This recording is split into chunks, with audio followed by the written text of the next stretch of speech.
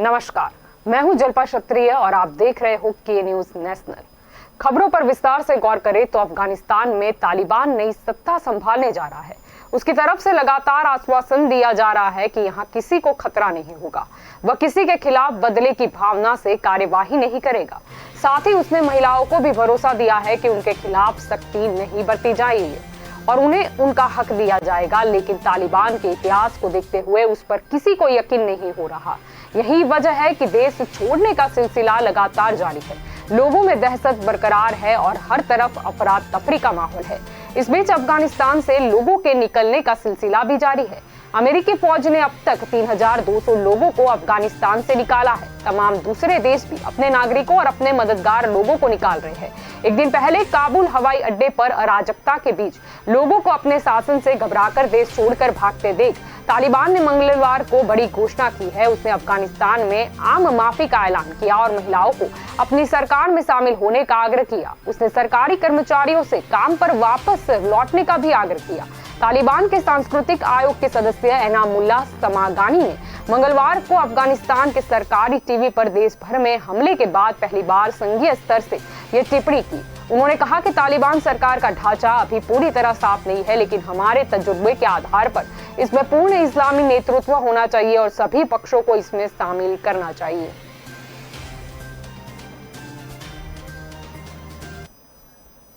वित्त मंत्री सुरेश कुमार खन्ना आज वित्त वर्ष 2021-22 का पहला अनुपूरक बजट पेश करेंगे। इसे अगले 6 महीने में पूरे होने वाले अधूरे प्रोजेक्ट्स व यथासंभव अधूरे वादों को पूरा करने के लिए आवश्यक बजट बंदोबस्त तक केंद्रित रखने की संभावना है। ऐसे में खजाने की माली हालत को देखते हुए इस बजट का आकार 10,000 करोड़ के आसपास सिमट सकता है। इस पर अंतिम फैसला बुधवार सुबह प्रदेश कैबिनेट की प्रस्तावित बैठक में हो सकता है।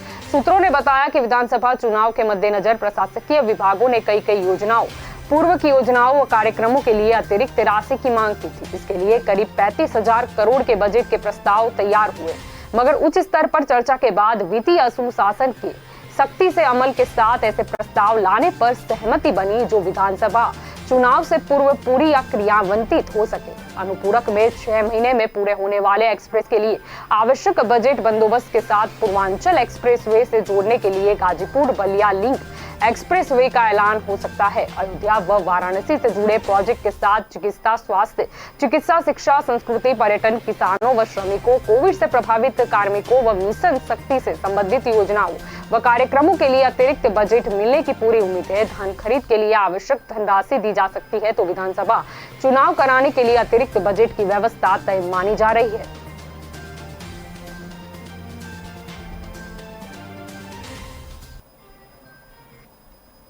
अफगानिस्तान में तालिबान का राज स्थापित हो चुका है। अफगानिस्तान से अमेरिकी सेना को वापस बुलाने के बाद कुछ ही दिनों में देश पर तालिबान ने कब्जा जमा लिया। इस फैसले को लेकर अब अमेरिकी राष्ट्रपति जो बाइडेन सवालों के घेरे में है। इन सवालों के बीच अमेरिकी राष्ट्रपति जो बाइडेन ने अमेरिकी फौज की वापसी के फैसले को सही ठहराया। बाइडेन ने जनता से कहा कि अगर अफगानी सैनिक नहीं लड़ते तो मैं कितनी पीढ़ियों तक अमेरिकी बेटे बेटियों को यहाँ भेजता रहूं। मेरा जवाब साफ है, मैं वो गलतियां नहीं दोहराऊंगा जो हम पहले कर चुके हैं। जो बाइडेन ने अफगानिस्तान से अमेरिकी सेना को वापस बुलाने के फैसले का बचाव करते हुए अफगान नेतृत्व को बिना किसी संघर्ष के तालिबान को सत्ता सौंपने के लिए जिम्मेदार ठहराया। साथ ही तालिबान को चेतावनी दी कि अगर उसने अमेरिकी कर्मियों पर हमला किया या देश में उनके अभियानों में बाधा पहुंचाई तो अमेरिका जवाबी कार्यवाही करेगा। बाइडेन ने अफगानिस्तान से आ रही तस्वीरों को अत्यंत परेशान करने वाली बताया। उन्होंने कहा कि अमेरिकी सैनिक किसी ऐसे युद्ध में नहीं मर सकते जिसमें अफगान बल अपने लिए लड़ना ही नहीं चाहते। इससे पहले अमेरिकी राष्ट्रपति जो बाइडेन ने मंगलवार को एक बार फिर अफगानिस्तान से सेना वापस बुलाने के फैसले को सही बताया। ट्विटर पर एक वीडियो संदेश में उन्होंने कहा, मैं चौथा ऐसा अमेरिकी राष्ट्रपति हूं जिसने अफगानिस्तान में युद्ध की स्थिति देखी है। ऐसे 2 डेमोक्रेट और 2 रिपब्लिकन राष्ट्रपति रहे हैं। मैं ये जिम्मेदारी 5वें राष्ट्रपति के लिए नहीं छोड़ूंगा। मैं ये दावा करके अमेरिकी लोगों को धोखा नहीं दूंगा कि अफगानिस्तान में थोड़ा समय और गुजार कर हम परिवर्तन ले आएंगे। बाइडेन ने कहा कि अफगानिस्तान में अमेरिकी फौज ने बहुत जोखिम उठाया है। मैं अब अपने सैनिकों की जान खतरे में नहीं डाल सकता। अफगान सेना को अत्याधुनिक हथियार और प्रशिक्षण दिया, लेकिन उन्होंने कुछ भी नहीं किया।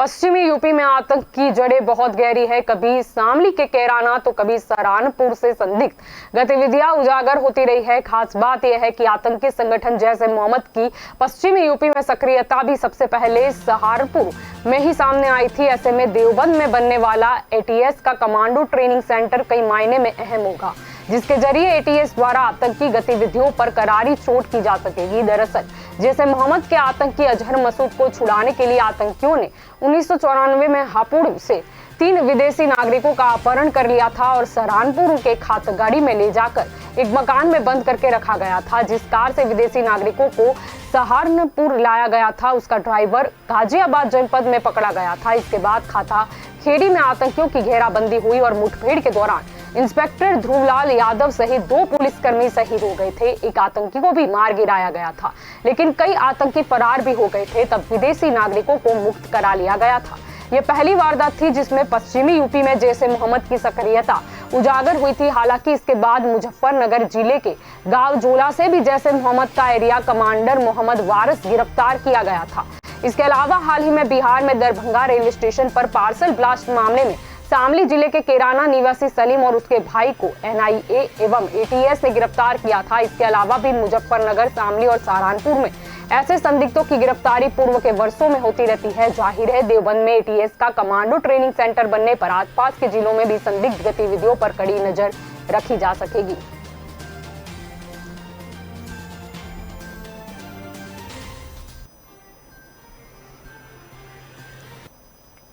अखिल भारतीय महिला कांग्रेस की राष्ट्रीय अध्यक्ष और सिलचर से पूर्व सांसद सुष्मिता देव का अचानक पार्टी छोड़कर तृणमूल कांग्रेस का दामन थामने के बाद पार्टी में पिछले कुछ वक्त से मची भगदड़ पर चर्चा तेज हो गई है। अब इसकी निगाहें युवा नेता सचिन पायलट और मिलिंद देवड़ा पर टिकी है।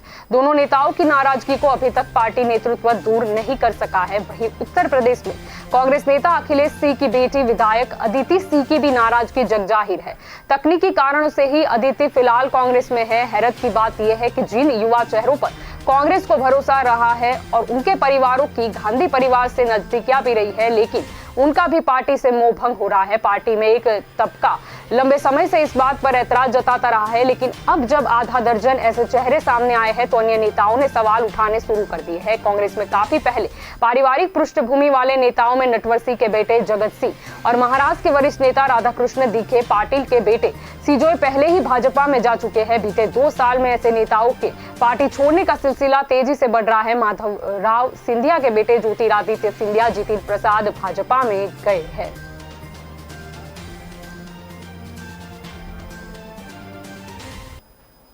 वक्त हो चला है एक ब्रेक का, लेंगे एक ब्रेक।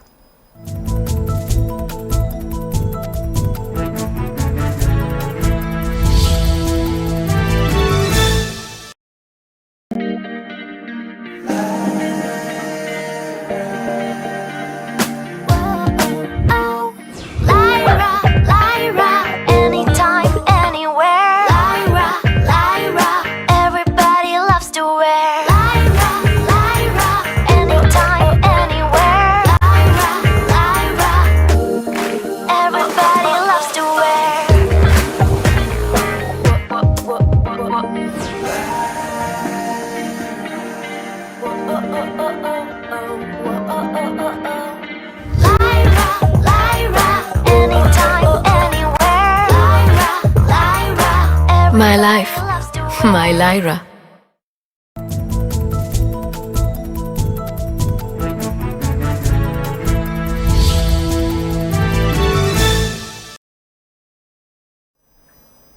Welcome back. आगे खबरों पर गौर करें तो महाशक्ति अमेरिका ने बीते 2 दशकों में 83 अरब डॉलर खर्च कर अफगान सेना को तैयार किया था, लेकिन वह तालिबान के खिलाफ ताश के पत्तों की तरह ढह गई। बिना गोली चलाई सरेंडर कर दिया।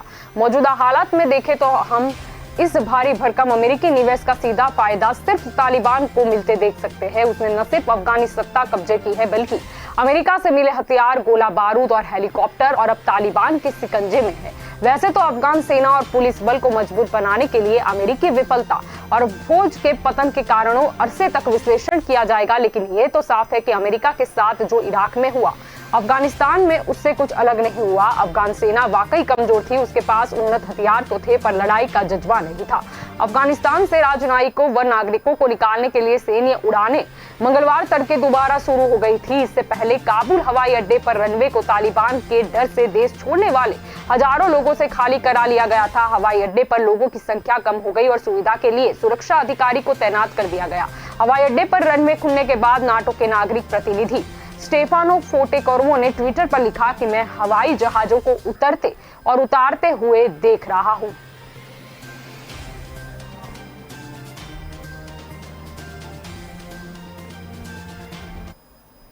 बात करें कोरोना की तो देश में कोरोना मामलों में सोमवार को आई गिरावट के बाद एक बार फिर बढ़ोतरी दर्ज की गई। मंगलवार को 35,000 से ज्यादा केस आए, जबकि एक दिन पहले 24,692 मरीज मिले थे। इसके साथ ही 24 घंटे में 37,136 संक्रमित ठीक हुए थे और 440 की मौत हो गई थी। इससे एक्टिव केस यानी कि इलाज कर रहे मरीजों की संख्या में 2,398 की कमी आई है। यह चौथा दिन है जब इसमें गिरावट दर्ज हुई है। अब 3.61 लाख मरीजों का इलाज चल रहा है। केरल की स्वास्थ्य मंत्री वीना जॉर्ज ने कोरोना की तीसरी लहर की आशंका को देखते हुए अधिकारियों को 48 अस्पतालों में चाइल्ड केयर यूनिट और इंसेंटिव केयर यूनिट स्थापित करने का निर्देश दिया। उन्होंने कहा कि 3 महीने में ही इनकी 60% सुविधाएं पूरी हो जानी चाहिए। मुंबई में 130 दिन के लंबे इंतजार के बाद 15 अगस्त को मॉल खोल दिए गए थे, लेकिन 2 दिन बाद ही फिर बंद कर दिए गए। दरअसल महाराष्ट्र सरकार के सर्कुलर में कहा गया था कि मॉल और उसके आउटलेट्स के सभी कर्मचारियों के लिए वैक्सीन का दूसरा डोज लेना जरूरी है। इस शर्त को पूरा नहीं करने की स्थिति में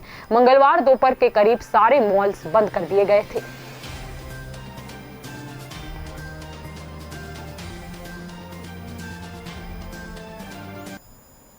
लगभग पूरे अफगानिस्तान पर तालिबान ने कब्जा जमाते हुए सत्ता की बागडोर अपने हाथ में ले ली है। तकरीबन 20 साल बाद तालिबान की वापसी से न सिर्फ अफगानिस्तान में बल्कि कई हजार किलोमीटर दूर रहे पुणे के छात्रों में भी डर का माहौल है। तालिबान भले ही खुद को बदलने की बात कर रहा है, लेकिन पुणे में रह रहे अफगानी छात्र बिल्कुल भी यह मानने को तैयार नहीं है कि वे बदल गए हैं। इन छात्रों को डर है कि फिर से अफगानिस्तान में सड़कों पर महिलाओं और पढ़े लिखे लोगों का कत्लेआम शुरू हो सकता है। पुणे की सावित्रीबाई फुले यूनिवर्सिटी में पॉलिटिकल एंड पब्लिक एडमिनिस्ट्रेशन की पढ़ाई करने वाले 26 वर्षीय मुजामिल साबिर अफगानिस्तान के कुदरुज पात्र के रहने वाले हैं। उनके पिता का वहां अच्छा खासा बिजनेस है। मुजामिल 3 साल में पुणे में रह रहे हैं। मुजामिल ने बताया कि कुंदरुज पर तालिबान का कब्जा हो चुका है। परिवार के लोगों से बात तो हो रही है, लेकिन वे पिछले 5 दिन में घरों में बंद है। वहां सिर्फ सड़कों पर दौड़ने वाली गाड़ियों, गोलियों और एम्बुलेंस की आवाज सुनाई दे रही है।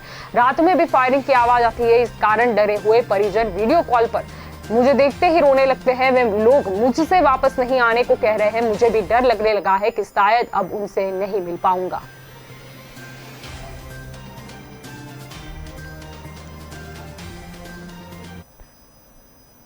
प्रधानमंत्री नरेंद्र मोदी ने अफगानिस्तान में तालिबान के कब्जे के बाद बने हालत पर कैबिनेट कमेटी ऑन सिक्योरिटी की मीटिंग ली। यह कमेटी नेशनल सिक्योरिटी के मामले देखने वाली सबसे बड़ी गवर्नमेंट बॉडी है।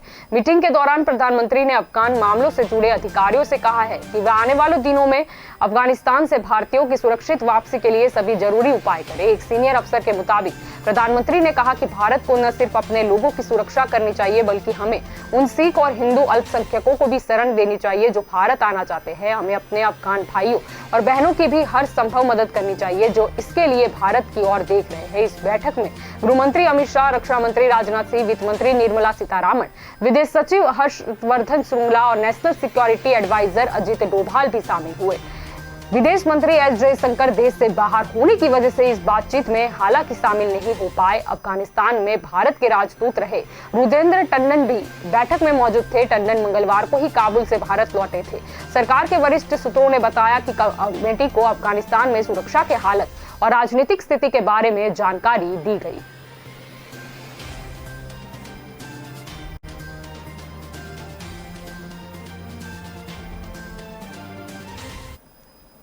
केंद्र सरकार ने सुप्रीम कोर्ट में कहा कि जजों की सुरक्षा का मुद्दा राज्यों पर छोड़ देना चाहिए। इसके लिए राष्ट्रीय स्तर की फोर्स का गठन व्यवहारिक नहीं होगा। केंद्र ने यह बात झारखंड में जज की हत्या के मामले में सुप्रीम कोर्ट में चल रही सुनवाई के दौरान मंगलवार को कही।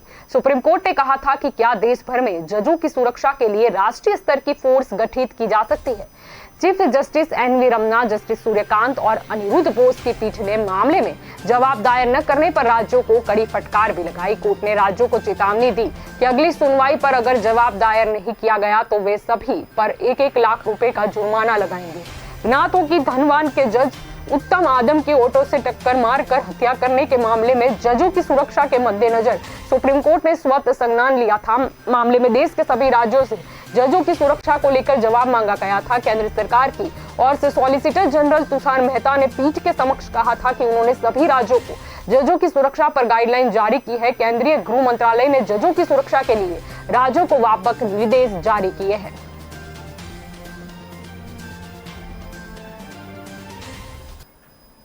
वक्त हो चला है एक ब्रेक का, लेंगे एक ब्रेक।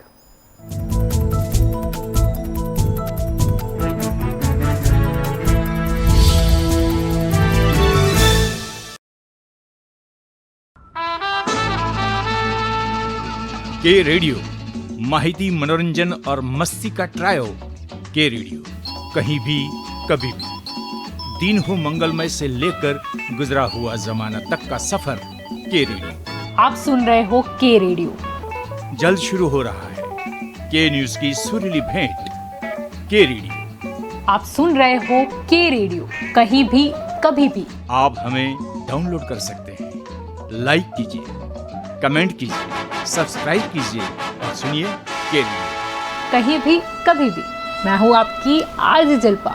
रे रे रे रे मारी सवार, ये गाना सुना ही होगा आपने। चलो सुबह हो गई, मस्ती की कश्ती, दिन का सफर सुहाना, एक शहर एक नजर, जनवाणी, सुनहरी दोपहरी, ये शाम मस्तानी, ढल गया दिन, नगमों की बारात, गुजरा हुआ जमाना, फिर वही रात है, मनोरंजन, माहिती और मस्ती के साथ। आप सुन रहे हो के रेडियो, कहीं भी कभी भी।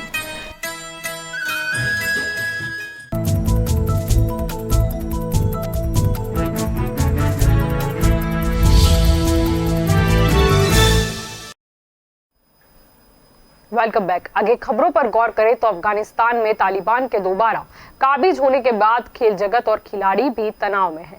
पिछले तालिबान शासन का 2001 में अंत होने के बाद अफगानिस्तान में खेल और खिलाड़ियों को भी पर कर लग गए थे। इन 2 दशकों में अफगानी खिलाड़ियों की प्रगति का जश्न सभी ने मनाया। सबसे बड़ा उदाहरण क्रिकेट है। 2010 में अफगानिस्तान ने T20 क्रिकेट वर्ल्ड कप में के लिए क्वालिफाई कर दिया था। इसलिए बड़ी चिंता यह भी है कि सत्ता परिवर्तन के बाद कहीं पहला निशाना क्रिकेट तो नहीं बनेगा। दरअसल अफगान टीम को पाकिस्तान के खिलाफ 3 मैचों की वनडे सीरीज के लिए श्रीलंका जाना है, पर अब ये अनिश्चितता के घेरे में है। टीम के कोच और पूर्व दक्षिण अफ्रीकी ऑलराउंडर लॉस क्लूजर 10 दिन पहले देश जा चुके हैं। उन्होंने कहा कि हम नहीं जानते आगे क्या होगा, बस इंतजार कर सकते हैं। वहीं दोहा में बैठे तालिबान के प्रवक्ता सोहेल शाहीन कहते हैं कि खेल पर कोई गलत प्रभाव नहीं पड़ेगा। देश के 2 स्टार खिलाड़ी राशिद खान और मोहम्मद नबी लंदन में है। क्रिकेटरों के स्पोर्ट एजेंट भी चिंतित में है कि इंटरनेशनल क्रिकेट और लीग का क्या होगा। हालांकि अफगान क्रिकेट बोर्ड यानी कि ACB के पूर्व CEO सफिक स्टानफी कहते हैं कि क्रिकेट पर खतरा नहीं है, हम अपना काम जारी रखेंगे।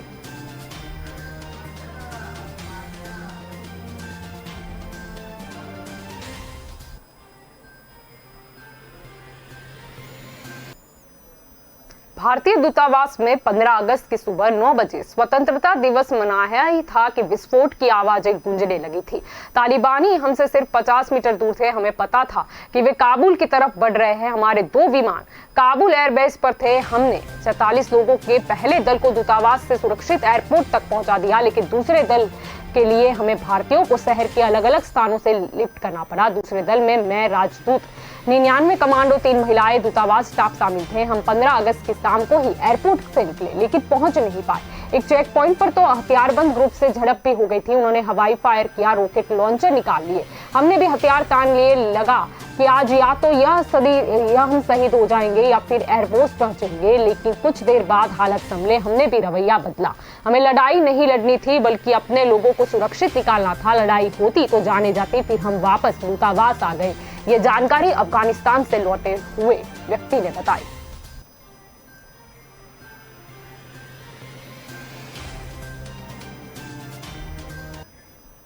आतंकवादियों ने कश्मीर में एक बार फिर भाजपा नेता को निशाना बनाया है। कुलगाम में मंगलवार को आतंकियों ने भाजपा नेता जावेद अहमद डार पर गोलियां चलाई। इस हमले में डार की मौत हो गई। 5 दिन पहले राजौरी में भाजपा नेता जसबीर सिंह के घर पर आतंकवादियों ने ग्रेनेड अटैक किया था। इस हमले में 2 साल के मासूम वीर सिंह की भी मौत हो गई थी।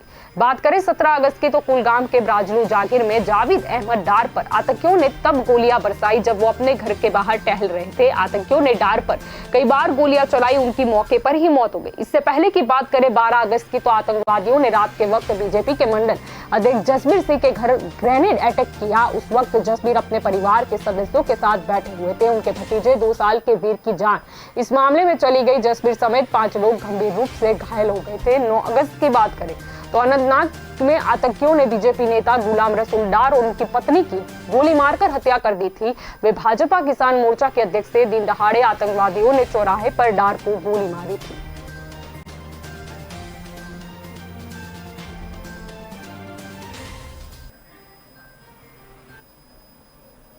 संसद के मॉनसून सत्र में कंधे से कंधा मिलाकर एकजुट दिखे विपक्षी दल 20 अगस्त को एक बार फिर वर्चुअल प्लेटफॉर्म से जुड़ेंगे। हालांकि अभी तय नहीं हुआ कि नेताओं के बीच 1-to-1 बातचीत होगी या फिर सब एक साथ जुड़ेंगे।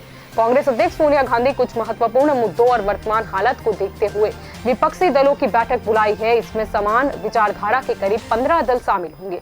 एक दिन पहले ही कांग्रेस नेता सुष्मिता देव को टीएमसी में शामिल करने वाली ममता बनर्जी ने भी बैठक में शामिल होने पर सहमति जताई है। इस बार बैठक में झारखंड के मुख्यमंत्री हेमंत सोरेन को भी आमंत्रित किया गया है।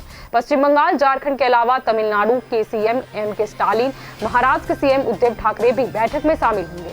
बताते हैं कि विपक्षी दल पेगासस के अलावा जातिगत जनगणना, किसानों के मुद्दे पर भी चर्चा कर सकते हैं।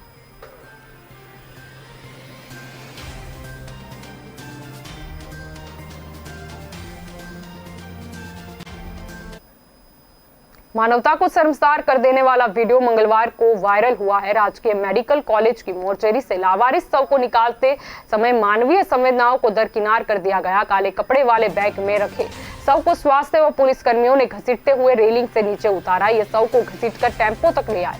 2 या 3 लोग ही शव को उठाने के लिए पर्याप्त होते हैं। यहाँ 4 लोग होने के बाद भी ऐसी बेकदरी से किसी ने वीडियो में शूट कर वायरल कर दिया। प्रशासन की किरकिरी होते ही एडीएम ने जांच बैठे दी तो 2 दिन में दोषी के खिलाफ रिपोर्ट तलब की गई। जिला अस्पताल ने गुरुवार को अज्ञात 50 वर्षीय अधेड़ को हालत गंभीर होने की वजह से राजकीय मेडिकल कॉलेज तिरवा में रेफर किया गया था। अधेड़ को सांस फूलने की दिक्कत थी।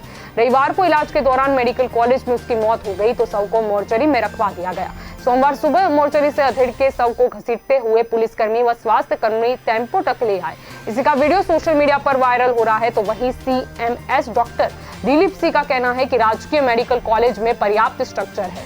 इमरजेंसी में 7 और मोर्चरी में 5 है। किन हालत में शव को घसीटते हुए ले जाया गया यह जांच का विषय है। वहीं एसपी प्रशांत वर्मा का कहना है कि गाइडलाइन के अनुसार अगर कोई लावारिस शव मिलता है तो पंचनामा भरने व पोस्टमार्टम कराने की जिम्मेदारी पुलिस की होती है। 72 घंटों में शव की शिनाख्त तक नहीं हो पाती तो पुलिस अंतिम संस्कार कराती है। अगर कोई लावारिस शव अस्पताल से मिलता है तो अस्पताल प्रबंधन को स्ट्रेचर उपलब्ध कराना चाहिए। इसी के सहारे पुलिसकर्मी वाहन से शव को पोस्टमार्टम के लिए पहुंचते और बाद में अंतिम संस्कार कराते हैं। इसके मामले में कहां दिक्कत हुई यह जांच के मामले में ही सामने आएगा।